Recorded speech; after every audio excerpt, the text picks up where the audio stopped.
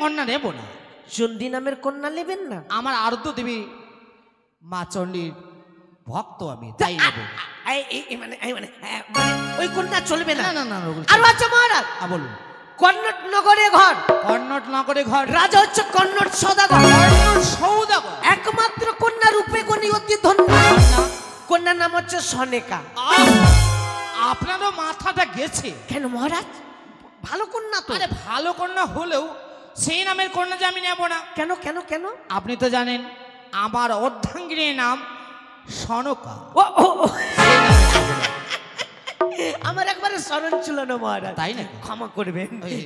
দক্ষিণ পাটনে ঘর, দক্ষিণ পাটনে ঘর, রাজা হচ্ছে দক্ষিণা সদাগর। সৌদাগর, একমাত্র কন্যা রূপে গণি অতি ধন্য। কন্যার নাম হচ্ছে মনসা।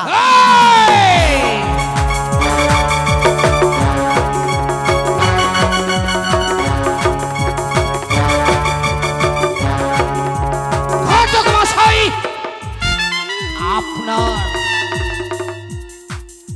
এই রাজ্যে এই নাম উচ্চারণ করার ক্ষমতাটা খেয়ে দিয়েছে। আপনি জানেন আমি নাগ বৈরী, মনসার নাম শ্রবণ করলেই আমার সর্বঙ্গ দাও দাও করে জ্বলে উঠে যায়।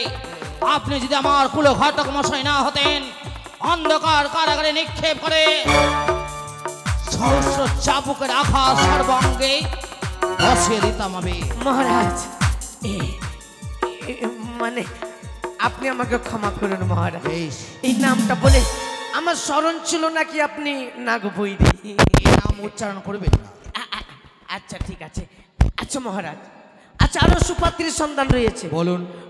মানে এই শঙ্কপুরে ঘর, শঙ্কপুরে ঘর, রাজা হচ্ছে শঙ্কপতি সদাগর।